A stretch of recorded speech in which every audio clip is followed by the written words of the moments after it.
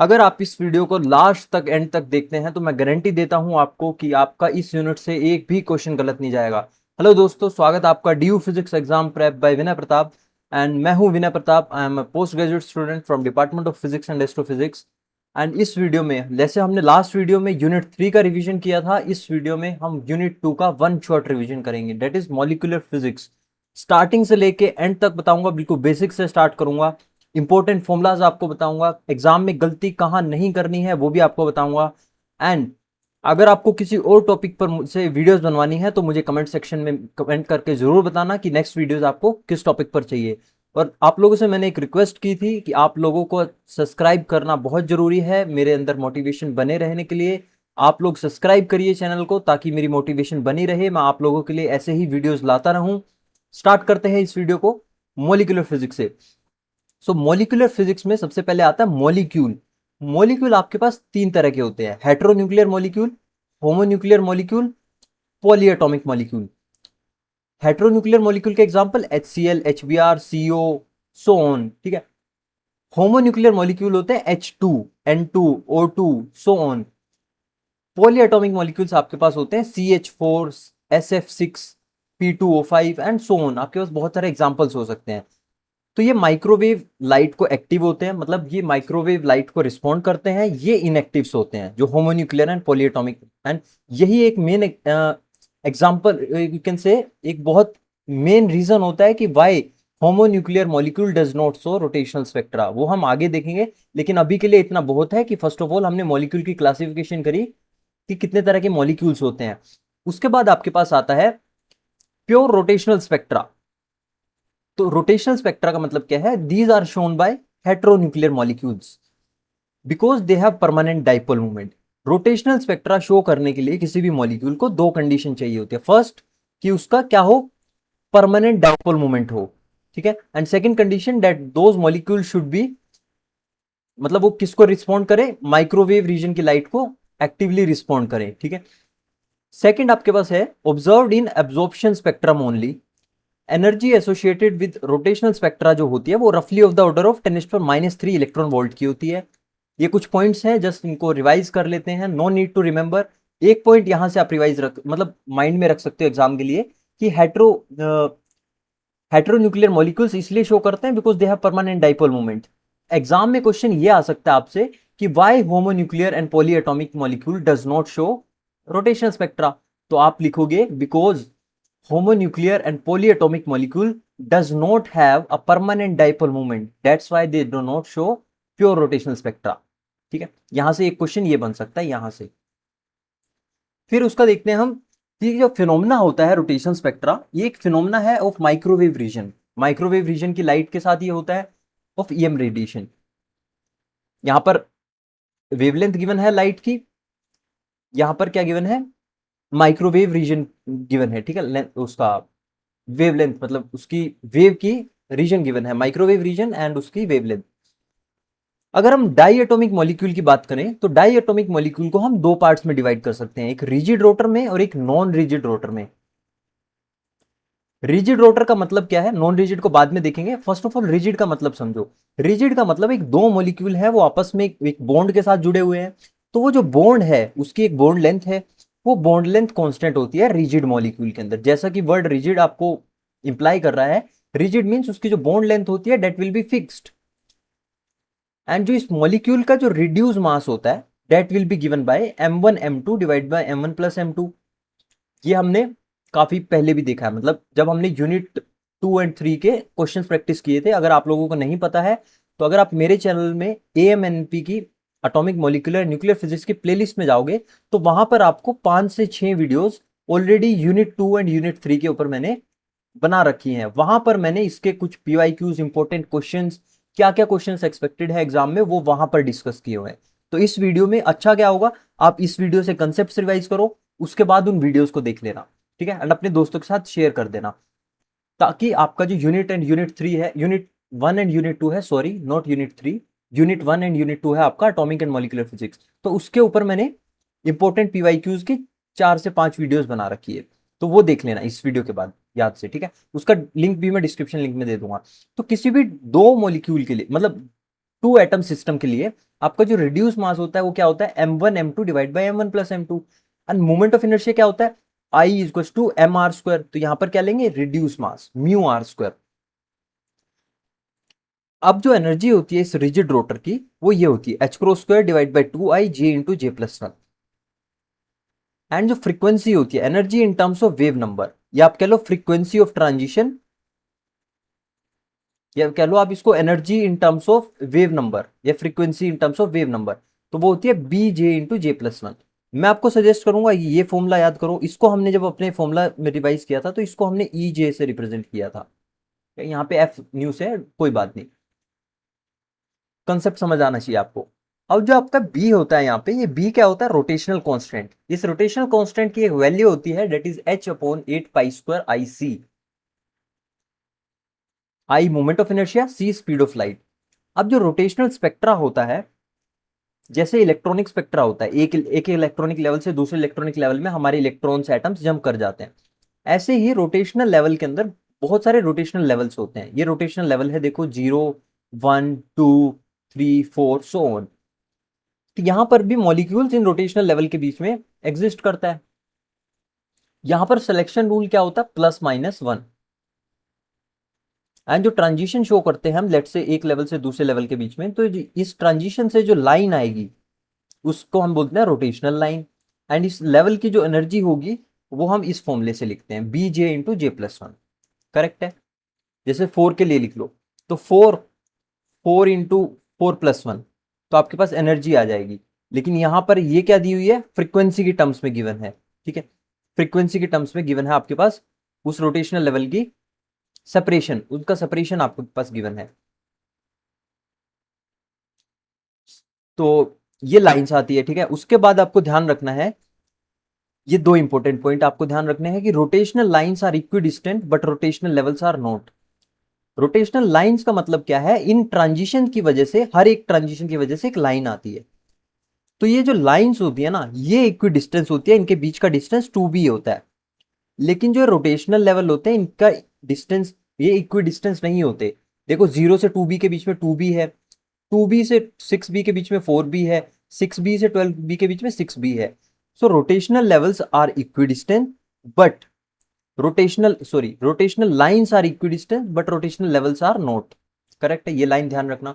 Wave number of emitted और absorb photon, उसको आप 2b से मल्टीप्लाई कर दोगे तो आपके पास फ्रीक्वेंसी ऑफ ट्रांजिशन आ जाएगी। उसके बाद आप एंगुलर मोमेंटम निकाल सकते हो which is equal to I omega. Omega से आप टाइम पीरियड निकाल सकते हो। तो इस टाइप के क्वेश्चन हमने ऑलरेडी वहां पर किए हुए हैं मॉलिक्यूल्स के लिए। ठीक है, तो आगे बढ़ते हैं। आपकी जो फ्रीक्वेंसी ऑफ रोटेशन होती है, frequency of rotation that is H cut divide by 4 pi square I J into J plus one, this is your rotational frequency. अगर मोस्ट पॉपुलेटेड लेवल की बात करें, मोस्ट पॉपुलेटेड लेवल का मतलब है किस लेवल के अंदर आपके पास ज्यादा मॉलिक्यूल्स होंगे। ठीक है, तो उसको हम D N by D J को,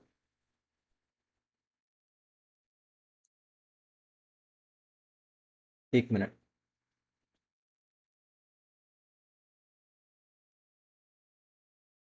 D N by D J को डिफ्रेंशिएट करके इक्वल टू 0 पुट करोगे तो वहां से एन जे मतलब किस लेवल के अंदर आपके पास जो मैक्सिमम पॉपुलेशन होगी वो आ जाएगी। अब हम मॉलिक्यूल को एज अ ट्रीट करते हैं नॉन रिजिड रोटर। यहां पर बॉन्ड लेंथ फिक्स नहीं रहती है, bond length does not remain fix as these atoms experience a centrifugal force. Centrifugal force, अब होता क्या है नॉन रिजिड रोटर के अंदर, जब मॉलिक्यूल्स रोटेट करते हैं ना, तो मॉलिक्यूल्स के जो एटम्स हैं, दो एटम्स है फॉर एग्जांपल, तो उनमें सेंट्रीफ्यूगल फोर्स लगती है। डायरेक्शन क्या होती है सेंट्रीफ्यूगल फोर्स की, आउटवर्ड। तो दोनों एटम्स के ऊपर एक सेंट्रीफ्यूगल फोर्स लगता है, इमेजिन करो आउटसाइड की तरफ। तो जो बॉन्ड लेंथ होती है ना, वो थोड़ा सा स्ट्रेच हो जाती है, बॉन्ड लेंथ इंक्रीज हो जाती है, डिक्रीज हो जाती है, दोनों हो सकती है। ठीक है, तो वहां पर आप कह सकते हो कि bond length does not remain fix as these two atoms experience a centrifugal force. तो उसके कारण क्या होता है, आपकी जो एनर्जी होती है वो रिड्यूस हो जाती है। सो पहले क्या थी, B J into J plus one, अब हो जाएगी D J square into J plus one का स्क्वायर। तो this is the energy in terms of wave number due to centrifugal force. अब यहां पर जो डी होता है ये बहुत छोटा होता है as compare to B, where D is known as centrifugal distortion coefficient and that is the energy slightly decrease. अब देखो, आपकी जो रोटेशनल लाइंस होती है ये इक्वी स्पेस नहीं रहती है। पहले क्या था, जो रोटेशनल लाइंस थी ये इक्वी स्पेस थी, दोनों के बीच मतलब सबके बीच में डिस्टेंस कितना था, 2b था। लेकिन अब ये इक्वी डिस्टेंस नहीं रहती है after considering non rigid rotor molecule. Wave number of emitted और एब्जॉर्ब लाइन विल बी, ये आप कैलकुलेट कर सकते हो। लेट से आपके पास एक ट्रांजिशन हो रहा है फ्रॉम जे टू J+1, तो आप इस लेवल की एनर्जी निकाल लोगे ई J+1 एंड इसकी एनर्जी ई जे, दोनों को सब्ट्रैक्ट कर दोगे तो इसके कोरस्पॉन्डिंग जो फ्रीक्वेंसी आएगी that will be the frequency of emitted और एब्जॉर्ब लाइन। ये एमिटेड की नहीं होगी, ये सिर्फ एब्जॉर्ब की होगी। एमिटेड के केस में क्या होता है, आपका ट्रांजिशन होता है फ्रॉम J+1 टू J, ठीक है, या आप कह सकते हो फ्रॉम J टू J-1, तो ये सिर्फ एब्जॉर्ब लाइन की फ्रीक्वेंसी होगी, ठीक है। याद रख लो 2b J+1 -4d J+1 का क्यूब।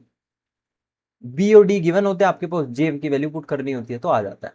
अब हम बात करते हैं isotopic effect in rotational spectra. Many electrons are composed of various isotopes. For example आपके पास एक मॉलिक्यूल होता है HCl मॉलिक्यूल। अगर इस HCl मॉलिक्यूल के अंदर मैं हाइड्रोजन को उसके आइसोटोप से रिप्लेस कर दूं ड्यूटीरियम से, तो ये बन जाएगा DCl। या फिर मैं हाइड्रोजन को रिप्लेस कर दूं ट्रीशियम से, तो ये बन जाएगा TCl। तो इस आइसोटोपिक सब्सटीट्यूशन का क्या इफेक्ट होता है रोटेशनल स्पेक्ट्रा के ऊपर, वो हम यहां पर देखेंगे, ठीक है। तो यहां पर गिवन है हमें रिड्यूस मास, तो reduce mass of HCl molecule is less as compare to DCl and TCl। This is first point. Second, हमारे पास रोटेशनल कांस्टेंट, हमने रोटेशनल कांस्टेंट का फॉर्मूला देखा था, it is proportional to 1/I and I is moment of inertia μr²। so can I say that rotational constant B is inversely proportional to reduced mass, वही यहाँ पे लिखा हुआ है। तो हमारी जो फ्रीक्वेंसी है वो भी कम हो जाएगी, ठीक है। फ्रीक्वेंसी EJ, देखो रोटेशनल लेवल पर क्या फर्क पड़ेगा, BJ इंटू J+1। तो ये देखो ये भी प्रोपोर्शनल है ना, EJ मतलब म्यू के, रिड्यूस मास के, तो अगर B चेंज हो रहा है तो एनर्जी भी चेंज होगी, ठीक है। Example of microwave active molecule HCl CO OCS HBr HIDI NaCl H3 H2O NO2 N2O, because they have permanent dipole moment, that's why they show rotational spectra। लेकिन जो दूसरे मॉलिक्यूल्स होते हैं वो शो नहीं करते हैं, बिकॉज उनके पास परमानेंट डाइपोल मोमेंट नहीं होता है, ठीक है। उसके बाद आपके पास कुछ न्यूमेरिकल्स हैं, इन न्यूमेरिकल्स को देख लो। फर्स्ट एब्जॉर्प्शन स्पेक्ट्रम ऑफ, कुछ ही न्यूमेरिकल्स प्रैक्टिस करेंगे क्योंकि हम ज्यादातर न्यूमेरिकल्स प्रैक्टिस कर चुके हैं बाकी वीडियोज में, तो इसमें हम कंसेप्चुअली इस यूनिट को कवर करेंगे, ठीक है। The first absorption spectrum of this, एक कार्बन मोनोक्साइड मॉलिक्यूल है जिसमें कार्बन 12 है, ऑक्सीजन 16 है, is at this frequency given है, वाइल एक दूसरा मॉलिक्यूल है जिसकी फ्रीक्वेंसी गिवन है। You have to find the ratio of their moment of inertia. So जो आपका ये है rotational constant, it is proportional to moment of inertia I inversely, तो इसका B पर इसका moment of inertia inversely proportional होगा। तो 4 में से 3 वैल्यूज आपको दे रखी हैं, कैलकुलेट कर लेना, ठीक है। और रेशियो कैलकुलेट करना है, सॉरी रेशियो कैलकुलेट करना है, तो इसका रेशियो इसके इक्वल होगा, जो भी आंसर आएगा उसको आंसर लिख देना, ठीक है। यहां पर हाइड्रोजन ड्यूटेरियम मॉलिक्यूल का mean distance between atom is given, आपको फर्स्ट लाइन का मीन डिस्टेंस गिवन है, mass of hydrogen atom given है, energy delta E between the two lowest rotational level is approximately. तो रिड्यूस मास कैलकुलेट कर लोगे। अगर आपको ध्यान रखना एटॉमिक मासेस AMU में मासेस गिवन नहीं है तो आप उसका मास नंबर यूज करोगे, ठीक है। फॉर एग्जांपल HCl मॉलिक्यूल है, HCl मॉलिक्यूल में आपको हाइड्रोजन और क्लोरीन का मास गिवन नहीं है, तो आप हाइड्रोजन के लिए मास नंबर यूज करना 1, क्लोरीन के लिए आप उसका मास नंबर यूज करना 35, अनटिल एंड अनलेस आपको गिवन नहीं है। अगर वो गिवन है AMU के अंदर, फिर उसको वही यूज करना। जैसे AMU में हमने रखा 1/2 डिवाइड बाई 1+2 AMU में, अब एक AMU में 1.6 इंटू 10⁻27 kg होते हैं, ध्यान रखना इसको kg में कन्वर्ट करना है। सेपरेशन दे दिया आपके पास बॉन्ड लेंथ। अच्छा, इसको R को हम 2-3 नाम से बुलाते हैं, इसको बोलते हैं इंटर न्यूक्लियर सेपरेशन भी बोलते हैं, इसको क्या बोलते हैं, इंटर न्यूक्लियर सेपरेशन, इसको बॉन्ड लेंथ भी बोलते हैं, एंड इसको एक और बोलते हैं सेपरेशन बिटवीन टू एटम्स, ठीक है।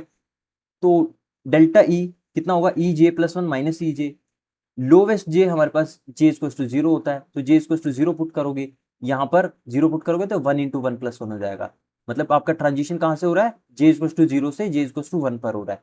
तो यहाँ आप 0 पुट करना, यहाँ आप 1 पुट करना, ठीक है। तो आपके पास डेल्टा ई आ जाएगा। मोमेंट ऑफ इनर्शिया की वैल्यू रख देना म्यू इंटू आर स्क्वायर। अब हाँ, यहाँ पे एक चीज और ध्यान रखना कि सारी यूनिट्स एसआई यूनिट में होनी चाहिए। अगर आप न्यूमरेटर में एच की वैल्यू एसआई यूनिट में रख रहे हो तो मोमेंट ऑफ इनर्शिया भी एसआई यूनिट में होना चाहिए। एसआई यूनिट में क्या चाहिए, मास केजी में चाहिए, और जो सेपरेशन है उसको मीटर में कन्वर्ट कर लेना। काफी बारी बहुत ही कॉमन है, ये बहुत कॉमन है कि आपको क्वेश्चन के अंदर जो आर की वैल्यू है ये सेंटीमीटर इनवर्स में गिवन, मतलब सेंटीमीटर में गिवन होगी, सॉरी सेंटीमीटर में गिवन होगी। तो इसको मल्टीप्लाई कर लेना 10⁻⁻2 से, ताकि ये मीटर में आ जाए। करेक्ट है। तो बढ़ते हैं आगे, डेल्टा ई आ जाएगा इलेक्ट्रॉन वोल्ट के अंदर। अब हम बढ़ते हैं वाइब्रेशनल स्पेक्ट्रा के ऊपर। रोटेशनल स्पेक्ट्रा डन है, इतना ही पढ़ना है। 2-3 फॉर्मूले हैं, इन फॉर्मुलाज को ध्यान रखना, बस इससे सारे क्वेश्चन हो जाएंगे आपके, ठीक है। वाइब्रेशनल स्पेक्ट्रा में ये अराइज करता है due to vibrational motion of molecule. Vibrational spectra is the phenomenon of IR region. जैसे रोटेशनल स्पेक्ट्रा कहां होता था, माइक्रोवेव रीजन में होता था, ऐसे ही वाइब्रेशनल स्पेक्ट्रा कहां पर आता है, आईआर रीजन में, इंफ्रारेड रीजन में। एंड नियर इंफ्रारेड की रेंज यहाँ पे गिवन है माइक्रोमीटर्स में, ठीक है। Energy associated with the vibrational spectra किस ऑर्डर का होता है, 10⁻⁻1 इलेक्ट्रॉन वोल्ट्स का होता है। तो वहां पर कितना था, 10⁻³ इलेक्ट्रॉन वोल्ट का। इसके अंदर भी कुछ लाइंस आती हैं। The lowest wave number band has maximum intensity and are known as fundamental band. मतलब इसके अंदर भी वाइब्रेशनल लेवल्स होते हैं, V equal to 0, 1, 2, 3 and so on. तो जो फंडामेंटल ट्रांजिशन होता है दैट इज फ्रॉम 0 to 1, उसको बोलते हैं फंडामेंटल बैंड। उसके बाद जो आते हैं वो ओवरटोन होते हैं। The wave number of first overtone is slightly less than the twice the wave number of fundamental band. Vibrational energy का जैसे ई जे का फॉर्मूला था हमारे पास, B J into J plus one, ये फॉर्मूला था ना। ऐसे ही ई वी का फॉर्मूला आपके पास v plus 1/2 H cross omega, या इसको फ्रीक्वेंसी के टर्म्स में लिखोगे तो v plus 1/2 H into new. यहां पर एच क्रॉस है, यहां पर सिर्फ एच है, ध्यान रखना। यहाँ पर ओमेगा है, यहाँ पे न्यू है। जहाँ पे v क्या है, रोटेशन वाइब्रेशनल क्वांटम नंबर, जिसकी वैल्यू 0, 1, 2, 3 सो ऑन हो सकती है। जो वाइब्रेशनल फ्रीक्वेंसी, या इसको बोलते हैं ऑसिलेटिंग फ्रीक्वेंसी, देख लिखा हुआ है वाइब्रेशनल फ्रीक्वेंसी, इसको ऐसे भी लिखते हैं v वाइब्रेशनल, किसके इक्वल होती है, 1/2π√k/μ। यहाँ पे k होता है फोर्स कांस्टेंट। इसके ऊपर भी मैंने न्यूमेरिकल्स कराए हुए हैं, अगर आपको डिटेल में जाके करने हैं तो वहां से इसको प्रैक्टिस कर सकते हैं। म्यू होता है रिड्यूस मास। सिलेक्शन रूल, जैसे वहां पर डेल्टा जे इक्वल टू +-1 था, यहां पर भी delta V should be +-1। Clear है। आगे बढ़ते हैं, vibrational level in terms of wave number. अगर वेव नंबर की टर्म्स में लिखना है तो आप क्या करोगे, फ्रीक्वेंसी को मीन्स ईवी एनर्जी को डिवाइड बाय एच सी कर दोगे, ठीक है। तो v plus 1/2 nu O C divide by C, तो ये आपके पास ओमेगा के टर्म्स में आ गया। ये डायटोमिक मॉलिक्यूल का वाइब्रेशनल वो गया डायग्राम, जहां पर लेवल्स हैं, उनकी एनर्जी यहां पर गिवन है, ठीक है। So diatomic molecule as an harmonic oscillator, ये हार्मोनिक ऑसिलेटर के केस में था। ये जो ऊपर डायग्राम है ये हार्मोनिक ऑसिलेटर के केस में है। एन हार्मोनिक ऑसिलेटर के केस में क्या होता है, एक एन हार्मोनिसिटी टर्म आ जाती है। एंड वो एन हार्मोनिसिटी टर्म क्या होती है, v प्लस 1/2 का स्क्वायर। जैसे उसमें बताओ, उसमें देखो रोटेशनल स्पेक्ट्रा में एक टर्म आई थी rotational, sorry not rotational, centrifugal distortion term. ऐसे ही यहाँ पर एक एन हार्मोनिसिटी टर्म आती है जो कि होती है ओमेगा ई इंटू एक्स ई, ओमेगा की टर्म्स में। अगर इसको फ्रीक्वेंसी की टर्म्स में लिखना है तो फ्रीक्वेंसी की टर्म्स में H new into H new ऐसे करके लिख सकते हैं, ठीक है। सो एक्स ई को बोलते हैं हम anharmonicity constant, omega into x e is anharmonicity term. And ये हमारे पास थोड़ा सा ऐसा आता है कर्व, परफेक्टली ऑसिलेटिंग पोटेंशियल जैसा नहीं होता, लेकिन ऐसा आता है। Dissociation of molecule takes place at this level. Dissociation हम आगे देखेंगे क्या होता है।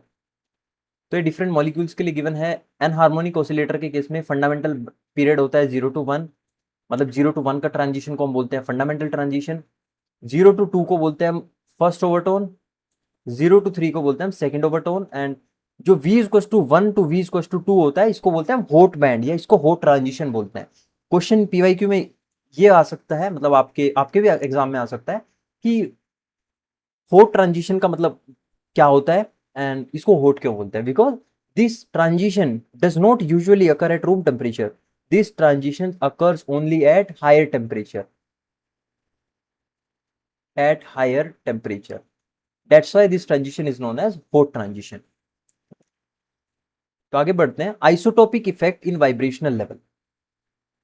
तो अगर जैसे C12 की जगह C13 रख दिया या O16 की जगह O17 रख दिया, तो फ्रीक्वेंसी ऑफ वाइब्रेशन पर क्या इफेक्ट पड़ेगा? फ्रीक्वेंसी ऑफ वाइब्रेशन प्रोपोर्शनल होती है 1/√μ के।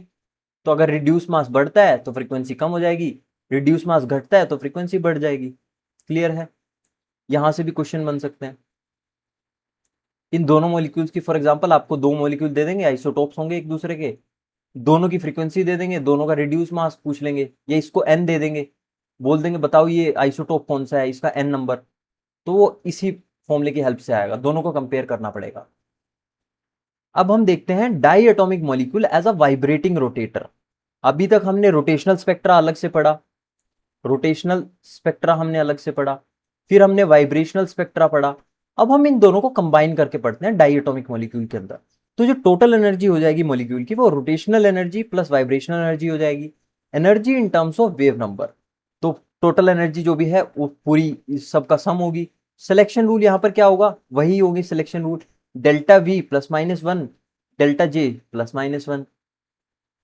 Branches of vibrational rotational spectrum, इसका एक डायग्राम होता है। अगर आपको डिटेल में समझना है तो आई विल रिकमेंड यू कि आप प्लेलिस्ट में जाइए, शुरुआत की कुछ वीडियोस देखिए, वहां पर फर्स्ट सेकंड थर्ड वीडियो में ही आपको ये सारे टॉपिक पूरे डिटेल में मिल जाएंगे। रोटेशनल स्पेक्ट्रा क्या होता है, वो डायग्राम से कैसे ट्रांजिशंस लिखते हैं, इससे रिलेटेड बहुत सारे न्यूमेरिकल्स मैंने वहां पे कराए हैं। ठीक है, तो एक पी ब्रांच आती है। अब यहाँ पे आपको कंटेक्स्ट में दे नहीं पाऊंगा, जस्ट आप इतना ही समझो कि एक पी ब्रांच होती है जिसका selection rule delta J minus one होता है, एक आर ब्रांच होती है, एक डेल्टा जे जिसका प्लस माइनस वन होता है।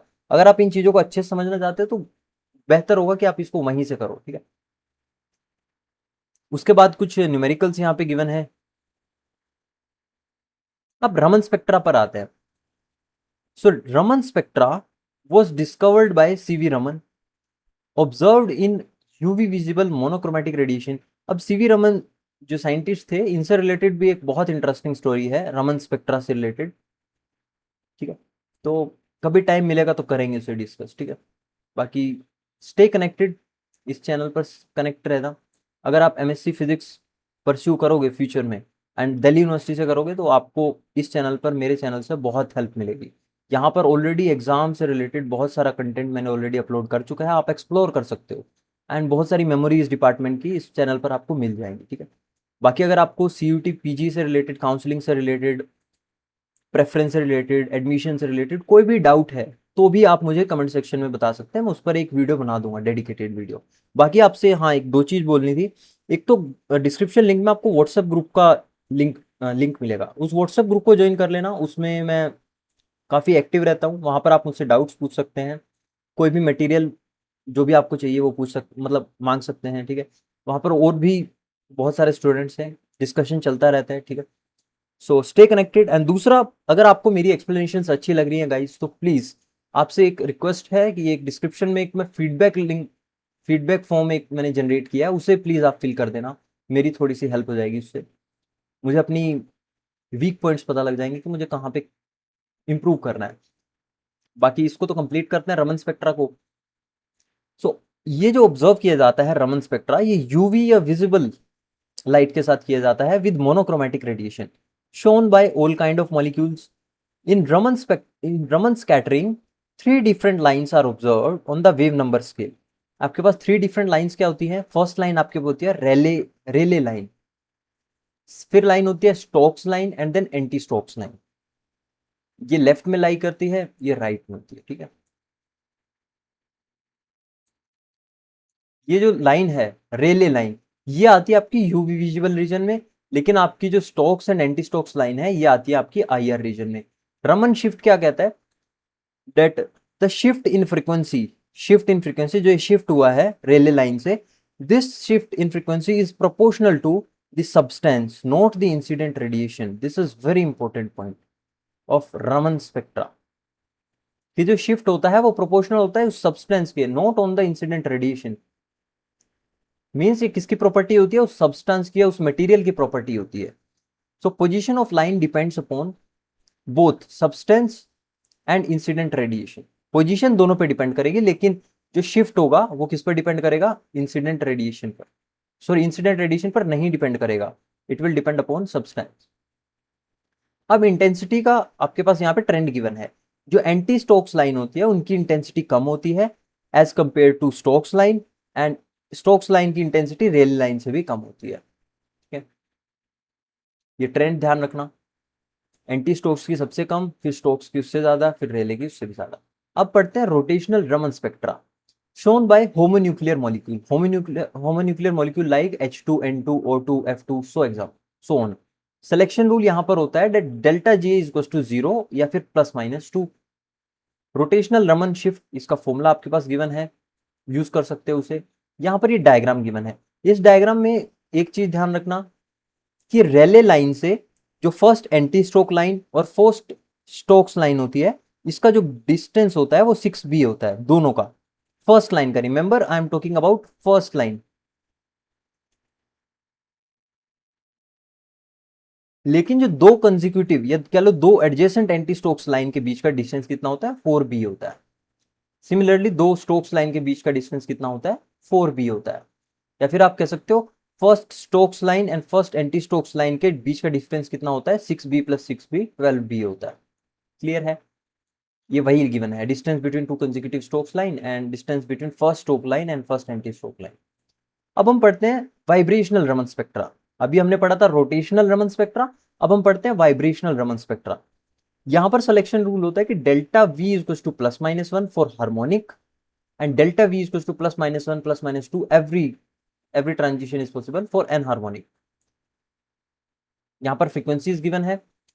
Vibrational Raman spectra will be shown by the molecules SF6, CH4, CCl4, Si, SiH4 means your कौन से मॉलिक्यूल्स, पॉली एटॉमिक मॉलिक्यूल्स। ठीक है,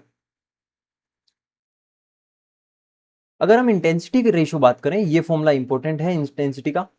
स्टोक्स लाइन की और एंटी स्टोक्स लाइन की जो इंटेंसिटी का रेशियो होता है, that is equals to exponential h delta nu, that is shift in Raman frequency divide by c divide by kBt।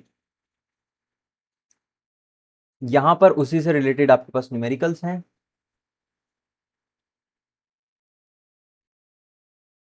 ठीक है, आगे बढ़ते हैं। फिर आपके पास आते हैं कुछ फंडामेंटल मोड्स। तो fundamental modes means,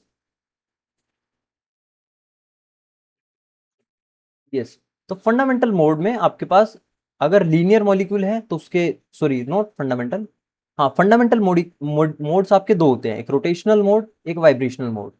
rotational mode के अंदर अगर लीनियर मॉलिक्यूल है तो उसके दो रोटेशनल मोड होंगे, नॉन लीनियर मॉलिक्यूल है तो उसके तीन रोटेशनल मोड होंगे। ठीक है, ध्यान रखना इन्हें, प्लीज रिमेंबर। अगर हम वाइब्रेशनल मोड की बात करें तो लीनियर मॉलिक्यूल है तो उसके वाइब्रेशनल मोड कितने होंगे, 3n-5। यहाँ पे नंबर ऑफ, आप n की वैल्यू पुट करो, आपके पास वाइब्रेशनल मोड्स आ जाएंगे। अगर नॉन लीनियर मॉलिक्यूल है तो उसके वाइब्रेशनल मोड्स कितने होंगे, 3n-6। n की वैल्यू पुट करोगे तो आपके पास आंसर आ जाए। अब स्ट्रेचिंग, दो, जो ये स्ट्रेचिंग एंड बैंडिंग, ये दो होते हैं। स्ट्रेचिंग अगर लीनियर मॉलिक्यूल है, नॉन लीनियर मॉलिक्यूल है तो लीनियर के लिए n-1 होगा, नॉन लीनियर के लिए भी n-1 होगा। अगर बेंडिंग की बात करें, ये फंडामेंटल मोड्स ही है। ठीक है, this is first fundamental mode, second, third, fourth. Bending की बात करें, लीनियर मॉलिक्यूल के केस में 2n-4, नॉन लीनियर के केस में 2n-5। एग्जाम्पल देखते हैं, CO molecule, carbon monoxide molecule. तो ये कैसा मॉलिक्यूल है, लीनियर मॉलिक्यूल है। नंबर ऑफ एटम्स कितने हैं, 2 है, तो इसके रोटेशनल मोड कितने होंगे, for linear it will be simply equal to 2। यहां पर देखो रोटेशनल मोड कितने होंगे लीनियर मॉलिक्यूल के लिए, 2। डायरेक्ट इसका आंसर लिख सकते हो। वाइब्रेशनल मोड कितने होंगे देख लो, vibrational mode for linear molecule 3n-5। n की जगह पे 2 पुट करो, 6-5 विल बी 1। तो सिंपल सिंपल ऐसे क्वेश्चन यहाँ से फ्रेम हो सकते हैं कि बताओ vibrational mode and rotational mode कितने होंगे इसके। ये तो बहुत कम पूछते हैं, स्ट्रेचिंग और बेंडिंग, ज्यादातर तो रोटेशनल और वाइब्रेशन ही पूछे जाते हैं। ठीक है, OCS मॉलिक्यूल है तो n कितना है, नंबर ऑफ एटम्स कितने हैं इस मॉलिक्यूल के अंदर, 3। लीनियर मॉलिक्यूल है रोटेशनल मोड इसके कितने होंगे, 2। वाइब्रेशनल मोड 3n-5, तो 3 3 9 -5 4, जिसके अंदर 2 बेंडिंग होंगे, 2 स्ट्रेचिंग हो गई, ठीक है। अब बॉन्डिंग को हम डिवाइड कर सकते हैं इन प्लेन, आउट ऑफ प्लेन, दोनों आईआर के अंदर होते हैं। स्ट्रेचिंग की अगर बात करें तो एक सिमेट्रिक, एक एंटी सिमेट्रिक। जो सिमेट्रिक है वो रमन स्पेक्ट्रा शो करता है, एंड जो एंटी सिमेट्रिक है वो आईआर रीजन में शो होता है। Range of mutual exclusion, those molecules linear which are having center of inversion, the IR active modes are Raman inactive and vice versa। ये ध्यान रखना कि जिनके अंदर सेंटर ऑफ इन्वर्जन होता है they are IR active mode, sorry infrared active होते हैं, लेकिन रमन स्पेक्ट्रोस्कोपी को इनएक्टिव होते हैं, and vice versa. Example CO2, 3 atom है, रोटेशनल मोड कितने होंगे, 2। वाइब्रेशनल मोड कितने होंगे, 3n-5, क्योंकि लीनियर है, तो लीनियर के ही लिए ही यूज करना फॉर्मूला ये। फिर इसको डिवाइड कर लिया कि 2 स्ट्रेचिंग है इसके अंदर, 2 बेंडिंग है। स्ट्रेचिंग में भी एक सिमेट्रिक होगा, एक असिमेट्रिक होगा। बेंडिंग के अंदर एक इन प्लेन होगा, एक आउट ऑफ प्लेन होगा, ठीक है। अब हम बात करते हैं NMR स्पेक्ट्रा। NMR का मतलब होता है nuclear magnetic resonance shown by nuclei which has non-zero nuclear spin. For example, odd P, odd N, both odd. So these will show your NMR spectra. Example, जैसे कार्बन है, एक या तो proton odd हो या न्यूट्रॉन ओड हो या दोनों ही ओड हो, वो आपके क्या शो करेंगे, NMR शो करेंगे। एग्जाम्पल आप लिख सकते हो C613, O817, H35Cl, fine. Then उसके बाद नेक्स्ट स्पेक्ट्रा आपके पास आता है ESR या फिर EPR। ESR को हम बोलते हैं electron spin resonance, EPR is your electro paramagnetic resonance, electron paramagnetic resonance found in those atoms और molecules which have unpaired electrons.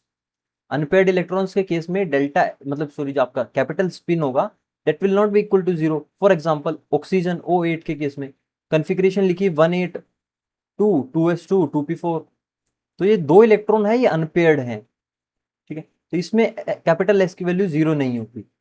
तो phenomena of microwave region of EM spectra, ये भी कहां पर होता है, माइक्रोवेव रीजन में होता है। लास्ट स्पेक्ट्रा की अगर हम बात करें that is your electronic spectra. तो यहां पर एक प्रिंसिपल आता है फ्रैंक कंडन प्रिंसिपल, जो कि हमने ऑलरेडी स्टार्टिंग की वीडियोस में डिस्कस कर चुके हैं, बट कोई नहीं, यहां पर भी देखते हैं। According to this principle, for the sake of completeness सारे टॉपिक्स यहां पर टच करेंगे, कुछ नहीं छोड़ेंगे आपके लिए, ठीक है। So according to this principle an electronic transition takes place so rapidly that the vibrating molecule does not change its internuclear distance during the transition। तो आपका electronic spectra plus rotational spectra plus vibrational, तो आपकी जो total energy होगी ना molecule की, तो वो सब स्पेक्ट्रा का प्लस होगी, रोटेशनल, वाइब्रेशनल, इलेक्ट्रॉनिक, सोन। इसका ऑर्डर होता है 10⁻³ इसका ऑर्डर होता है 10⁻⁻1, इसका ऑर्डर रफली of the order of electron volt का होता है। तो सबसे ज्यादा पार्ट इसका होता है इलेक्ट्रॉनिक स्पेक्ट्रा का। Observed in emission and absorption shown by all kinds of molecules। Selection rule क्या होता है, n की वैल्यू +-1, v की वैल्यू 0, +-1 +-2, j की वैल्यू +-1। ये है फ्रैंक कंडन प्रिंसिपल की जो ट्रांजिशन होता है between two states, electronic state, वो स्ट्रेट होता है when upper and lower electronic states have potential energy minimum at the same value of r। Example O2 molecule. फिर ये आप स्किप कर सकते हो। लास्ट जो इंपॉर्टेंट टॉपिक आता है इस यूनिट 3 के अंदर that is your dissociation energy. ये बहुत ही इंपॉर्टेंट टॉपिक है। डिसोसिएशन एनर्जी का मतलब वही है जो आप समझ रहे हो, डिसोशिएट करना। मॉलिक्यूल को डिसोशिएट करने के लिए कितनी एनर्जी चाहिए, that is known as dissociation energy. अब डिसोसिएशन एनर्जी 2 टाइप की हो सकती है। जैसे 2 मॉलिक्यूल हैं, इनके बीच का एक सेपरेशन r है, तो इसके कॉरस्पॉन्डिंग जो डिसोसिएशन एनर्जी होगी दैट विल बी d0। लेकिन अगर ये दोनों मॉलिक्यूल एक इक्विलिब्रियम सेपरेशन पर है, मतलब इनके बीच की जो बॉन्ड लेंथ है कितनी है, RE, तो इस केस में डिसोसिएशन एनर्जी कितनी होगी, DE। इसको बोलते हैं हम इक्विलिब्रियम डिसोसिएशन एनर्जी, ठीक है। समझ आया, D0 वर्सेस DE के बीच में, समझ आया। ये एक कंसेप्चुअल क्वेश्चन भी है, मैंने बताया था इसको कि फंडामेंटल डिफरेंस क्या होता है इनके बीच में। तो EX का मतलब है difference in dissociation energy of upper and lower electronic states. ये फॉर्मूला स्किप कर सकते हो आप, ठीक है। सो एक फॉर्मूला होता है डी जीरो एंड डी के बारे में। Dissociation energy D zero is equal to, let me use different marker, D zero is equal to D minus half h nu. ये फॉर्मूला ध्यान रखना। Dissociation energy and equilibrium dissociation energy, and यहाँ पे frequency क्या होती है, centimetre inverse में होती है, तो आंसर भी सेंटीमीटर इनवर्स में ही आएगा। ठीक है, so guys this was unit 3। I hope आपको सब कुछ, मतलब जितना भी मैंने कोशिश किया समझाने का, उसमें से कुछ समझ आया होगा। अगर नहीं समझ आता है तो वीडियो को बैक कर लो, दोबारा देख लो, नोट्स को रिवाइज कर लो, हेल्प ले लो थोड़ा सा। अगर फिर भी कहीं पे डाउट आता है, आप फिर से मुझसे पूछ सकते हो व्हाट्सएप ग्रुप पर, डिस्क्रिप्शन में लिंक है, ज्वाइन कर लेना। बाकी आपसे बस एक ही रिक्वेस्ट है कि चैनल को सब्सक्राइब करें और अपने दोस्तों के साथ जरूर शेयर करें। अभी प्रॉब्लम क्या है कि अभी चैनल उतना ग्रो नहीं हुआ है, तो बहुत सारे स्टूडेंट्स तक वीडियो पहुंच नहीं पा रही है, तो आप ही लोग हेल्प करोगे मेरी उसमें। आप शेयर करिए इसे अपने दोस्तों के साथ व्हाट्सएप ग्रुप चैनल में, ताकि हम अपनी डिजायर्ड ऑडियंस तक पहुंच सके। ठीक है, so thank you for watching this video. मिलेंगे आपसे नेक्स्ट वीडियो में यूनिट 1 का वन शॉट रिवीजन के साथ। उसको भी कोशिश करेंगे 40 45 50 मिनट में कवर करने का। ठीक है, एंड अगर आपको स्टैटिस्टिकल फिजिक्स के भी वन शॉट वीडियोस चाहिए तो मुझे कमेंट सेक्शन में जरूर बताना। ठीक है, बाकी मिलेंगे आपसे नेक्स्ट वीडियो में, तब तक के लिए बाय बाय, टेक केयर।